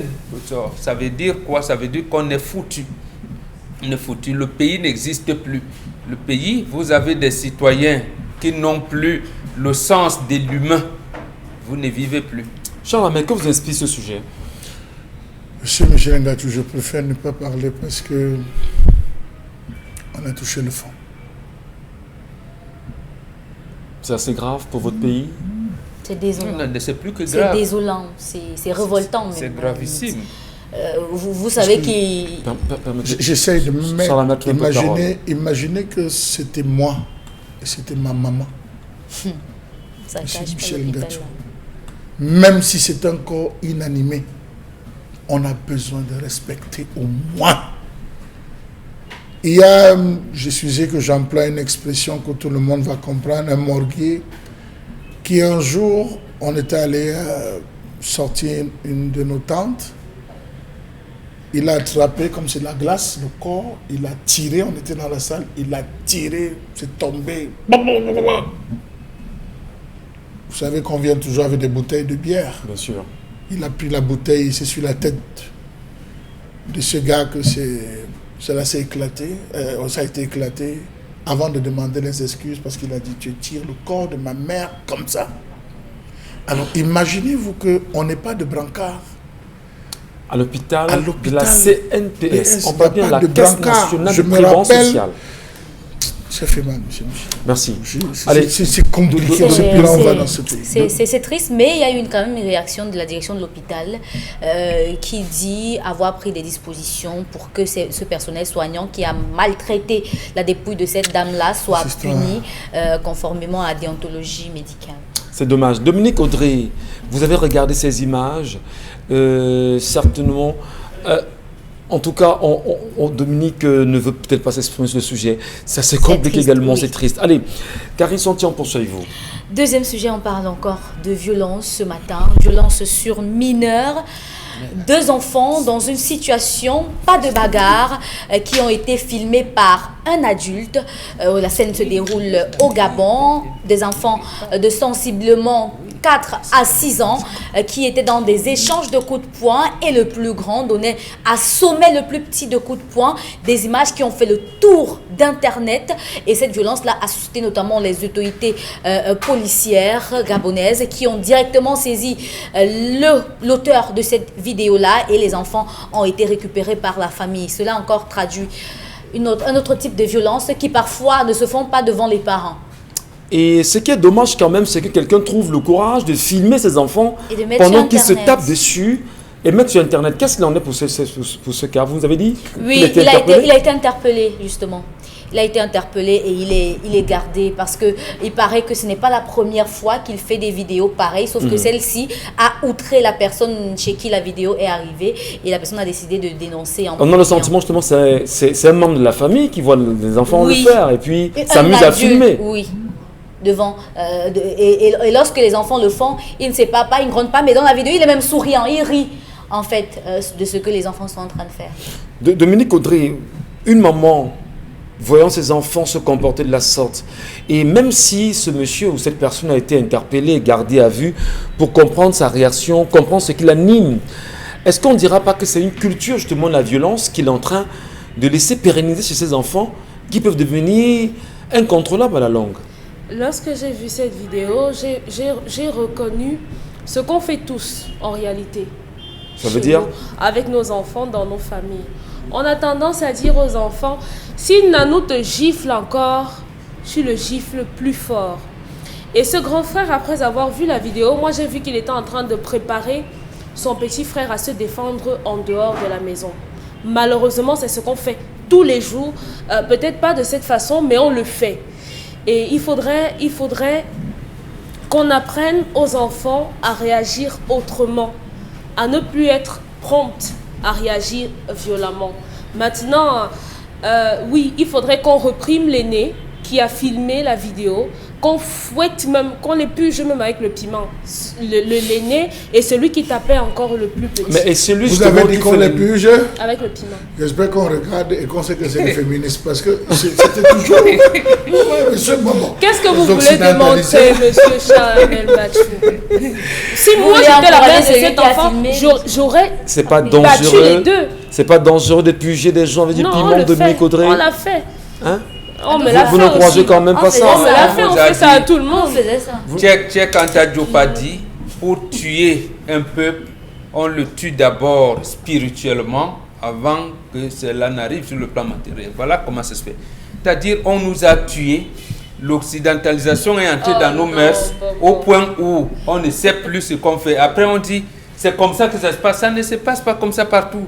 Justement, quand vous êtes en famille, l'éducation que nous, Bantous, nous donnons aux enfants, quand l'aîné tape même sur ça, on dit, ne touche encore, ne touche pas, c'est pas ta femme. Monsieur Mbachou ici nous a dit sur le plateau une fois que lorsque un de ses enfants bagarre, si quelqu'un n'est pas allé bagarrer, il fouette. Non. Oui, sur ce plateau? Oui, monsieur. Jamais, je ne l'ai jamais dit. Voilà ce qu'on faisait. Quand on interdit, vous avez deux enfants belliqueux. Écoutez d'abord, peut-être vous avez mal compris. Un garçon qui tape, parce que généralement ça se trouve en famille, les garçons aiment montrer les trucs. C'est pour ça qu'on leur dit donc, attendez, essayez encore. On leur interdit de taper sur leurs sœurs. Première chose. Deuxième chose, vous avez deux garçons qui sont belliqueux. On leur interdit systématiquement. Quand ils pensent donc qu'ils n'éblouissent pas, on lui dit bagarrer l'envoi. Personne ne sépare. C'est-à-dire une punition. Oui, après donc, si c'est lui qui est, comment je veux dire, assidu, il va se mettre à pleurer. Il dit non papa, moi je ne bagarre pas. Voilà, c'est comme ça qu'on fait. Est-ce que c'est donc normal de voilà filmer? Si c'est une scène d'éducation, bon Bengan, est-ce normal? Ce n'est pas l'éducation, justement. Je pense que vous dites... Non, je vais là où vous venez à venir. Ce n'est pas l'éducation là. Bon, moi permettez. Vous dites que si deux enfants sont belliqueux, deux garçons sont belliqueux, et qu'on leur dit à chaque fois ne bagarrez pas, et qu'ils ne comprennent pas, à un moment donné vous dit bon d'accord, allez-y, et vous regardez. Non, vous faites justement quoi? non. On voulait donc, s'ils s'engagent, on les appelle tous les deux, on les fesse. Ils se couchent au sol. Oui. Chacun a au moins 15 coups. Justement, le premier, quand on dit bagarrer, on veut voir effectivement qui est le premier à dire que voilà. C'est ça, on leur dit, ah d'accord, couchez-vous. Est-ce que c'est normal? C'est normal, donc justement. Pendant ce service, il n'y a pas de service. Écoutez, comme vous dites, je n'ai pas terminé. Écoutez, parce que si vous vous interrompez, vous n'allez pas comprendre. Il y a donc, on élève, on éduque les enfants de quelle manière? On dit, deux enfants doivent apprendre, quelles que soient les positions, à manger en utilisant la même cuillère. Bon, permettez. Non, je vous ai deux enfants, quand vous commencez à inculquer cette éducation qui commence par la mère jusqu'à l'âge de 7 ans, lorsque papa commence à observer les enfants, maman commence à lui donner cette éducation. Vous devez apprendre à manger avec la même cuillère. Papa commence donc à observer à l'âge de 7 ans. Il sait que les enfants n'ont pas observé l'éducation que maman a donnée. Il les met en situation. Et là, il corrige. Il corrige jusqu'à un certain âge où, à quel âge va-t-il commencer à leur donner des conseils? À partir de 11 ans. Précision, il dit, mon fils, suis-moi maintenant. Précision. Voilà. Ce que je lui dis simplement, c'est quoi? C'est que lorsque vous, parents, vous le faites à vos enfants, vous ne le serez quand même pas, vous ne serez pas en train de filmer. Parce que mon point, c'est au niveau de filmer cela. Mais on vous dit que ça ne peut pas exister. Ça n'existe mais non, il faut donc combattre le fait que les gens s'amusent. On ne peut combattre pour le système occidentalisé. Même les médecins occidentalisés l'ont dit en décembre dernier. Ils ont dit que le taux de diabète et de l'hypertension augmente parce que vous mangez mal, parce que votre alimentation est occidentalisée. Donc nous, nos enfants ne se battaient pas comme ça. C'est lui qui se montrait belliqueux, on le corrige copieusement. Merci Mbombo. Parce que les deux, à partir de 12 ans, on va commencer à prendre l'initiation. Parce que si c'est les garçons, on les circoncis. Les parents. Ils vont donc avaler la douleur de la circoncision. Les parents nous regardent ce matin. Ils vont comprendre. S'il vous plaît. C'est vous qui filmez les gens. Vous Monsieur Michel Gatou, mon problème, c'était de ne pas s'éloigner justement du fait sur le plan juridique, qu'est-ce qui est prévu concernant la diffusion des images et tout sur Internet? Ou au Cameroun? Au Cameroun. Effectivement, il y a une sanction, il y a des sanctions qui sont prévues par des images. Des sanctions? Oui, il y a des sanctions qui sont prévues. Dans votre droit? Le droit camerounais, bien sûr. Oui, camerounais. Bien. Et on voit tout ce qu'on voit là sur les réseaux sociaux, monsieur Michel Gatou. C'est au Gabon, ça. J'ai dit, et on voit ce qu'on voit. Je ne suis pas. Vous êtes au niveau de la vidéo. Voilà. Je ne suis pas dans le contexte de la vidéo. Vous Regardez ce qu'on diffuse nous-mêmes ici au Cameroun. Des documents de la présidence de la République. C'est là-dessus. Les histoires de on dit que Brenda Bia est devenue, ou c'est comment on met sur la toile. Vous avez vu tout ce qui se passe? C'est elle-même qui met sur la toile. Non, monsieur Michel, c'est la conséquence. C'est ce qu'on veut donc vous dire, que justement ne jugez pas les conséquences. Vous n'allez pas avoir le mal à la racine. Merci. Je vous disais que vous jugez, moi, vous traitez des conséquences. J'ai reçu cette éducation que j'inculque à mes enfants pour qu'elles puissent comprendre. Dominique Audrey, monsieur Michel Gatou, sortez. Mon père nous dit, allez, si vous arrivez à bagarre, on vous tape, pleurez là-bas. Si vous entrez ici avec les larmes, je vous attrape et je vous arrose automatiquement. Et donc, chaque fois qu'on me tapait moi-même, je pleurais dehors. Jusqu'à ici, je lave ma face, que mes yeux ne soient pas rouges. Non, je dis si on me tape, je rentrais. Et aujourd'hui, je suis... Non, vous n'êtes pas sérieux. Si, c'était la règle. C'était la règle. On te tape et on pleure. Tu laves tes yeux avec l'eau. Tu rentres à la maison. C'est comme ça que ça se passait partout. En tout cas, c'est même les années que nous donnons la parole à Carlos Santia. Le moins est haïssable, comme je le dis. Ma mère a raconté que lorsque parce que chez elle, mon père avait dit qu'il n'y a pas de fille chez lui, tout le monde est un garçon. Donc quand elle sortait, il y avait un problème dehors et qu'elles étaient frappées. Quand elle rentrait avec les pleurs ou le commentaire de ce qui s'est passé et que le papa comprenait seulement que vous vous êtes laissé taper dessus, mais il vous frappait encore davantage. Du coup, ça faisait que quand on te frappe dehors, tu es obligé de rembourser et vous faisiez des bagarres générales. On vous apprend à vous défendre. On vous apprend. Mais sauf que ici, regardez la vidéo, ce garçon plie franchement les coups de poing avec son petit frère. Et regardez le frappe, c'est sur le visage. Sur le visage, le sexe, le bas-ventre, c'est... On va également dans un instant marquer juste une légère pause, madame, messieurs. Merci de rester en notre compagnie. Vous le savez, c'est 10 le Zénith. Nous sommes là avec vous. Et on va poursuivre, Karine Santia, dans un moment, le temps pour Constilamine de nous rassurer que tout est bien de l'autre côté là-bas, au plateau B. Constilamine, vous nous retrouvez cette fois-ci pour le correcteur de posture. Bien entendu, comme tu l'as si bien dit, je reviens pour l'espace commercial de cette émission, l'espace qui permet aux téléspectateurs de faire des achats tout en restant à la maison, l'espace qui leur permet d'acheter des articles de qualité, c'est l'espace réservé au concept Salaka. Et au concept Salaka, vous avez bel et bien cette jaquette médicale que j'ai encore l'honneur de présenter ce matin. C'est bel et bien le correcteur de posture. Oui, comme son nom l'indique, c'est un correcteur de posture qui vient corriger votre posture. Pour ceux qui ont des douleurs au niveau du dos, les douleurs au niveau des épaules, les douleurs au niveau du cou, bien entendu pour ceux-là qui veulent se prévenir contre le mal de dos, alors je vous conseille bel et bien de porter régulièrement le correcteur de posture qui, il faut le rappeler, chers téléspectateurs, est sans effet secondaire sur votre peau. Ce correcteur de posture, qu'on peut d'ailleurs apercevoir à travers les images, est porté depuis plusieurs années en Europe, aux États-Unis, en Asie et dans certains pays africains. Et au Cameroun, ça fait exactement pratiquement 7 mois que le concept Salaka commercialise les correcteurs de posture. Alors, parlons une fois de plus des avantages de ce correcteur de posture. Comme je l'ai si bien dit, il permet d'éliminer les douleurs au niveau des épaules. Le correcteur de posture permet d'éliminer les douleurs au niveau du dos. Il permet également de redresser votre dos. Le correcteur de posture permet également de nous prévenir contre le mal de dos. Il améliore également la circulation du sang. Voilà donc quelques avantages liés au port régulier du correcteur de posture. Que ce soit les enfants, les adolescents, les personnes du 3e âge, les personnes âgées, chacun devrait avoir un correcteur de posture. C'est important de l'avoir. Donc, any man must get a corrector de posta.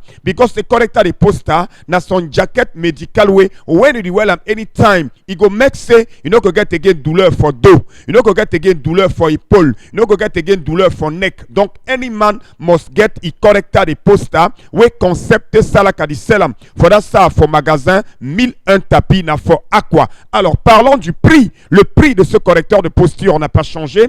Il est toujours de 10 000 francs. Qui est un prix de promotion. C'est 10 000 votre correcteur de posture, quelle que soit la taille, quelle que soit la couleur, vous l'achèterez à 10 000 francs au magasin 1001 tapis. C'est à Douala au Cameroun.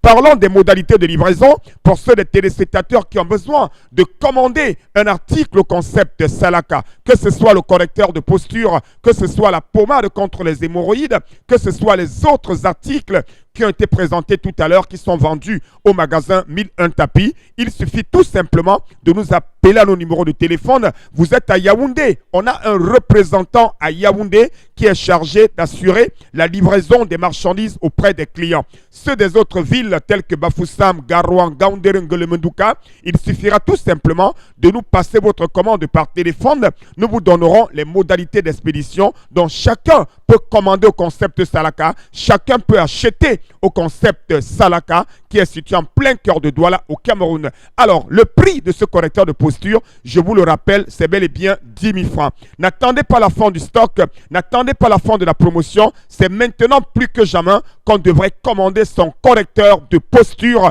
qui coûte bel et bien la somme de 5 000 francs seulement. Et je ne saurais partir avec le concours de la réalisation sans présenter une fois de plus la pommade contre les hémorroïdes. Oui, la voici. Regardez ce flacon. À l'intérieur, il y a une solution. Cette solution, c'est la pommade contre les hémorroïdes. Vous en souffrez. Vous connaissez quelqu'un qui en souffre? Alors, venez au magasin 1001 tapis, appelez le concept Salaka et commandez votre pommade contre les hémorroïdes. Merci beaucoup et rendez-vous à 1001 tapis. Lamine, merci infiniment pour ce moment. Allez, mesdames et messieurs, nous allons sortir dans un instant. Karine Sonti a voulu partager avec nous une image. On espère avec l'accord et surtout l'accompagnement de la réalisation, Karine, on pourra avoir cette image-là. Ces événements se déroulent en France, dans une station de bus, visiblement.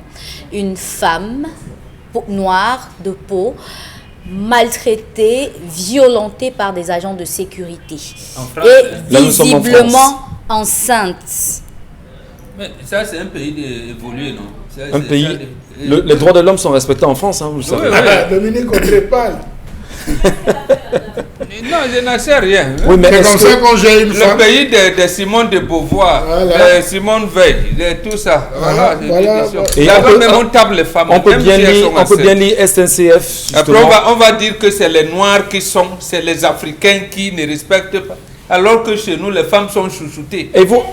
Et ce qui est dommage, c'est que tout à l'heure, vous demandez, vous dites, est-ce que le Cameroun appartient aux Français ou aux Camerounais? C'est bien dommage. Tenez-vous bien, tenez-vous prêts. Non, qu'ils disent encore que les Africains chosifient les femmes. Voilà l'image. Et même ils filment, ils montrent. Merci beaucoup. Merci à vous. Merci à tous, madame, messieurs. Demain, on vous retrouvera avec le même plaisir. Au revoir.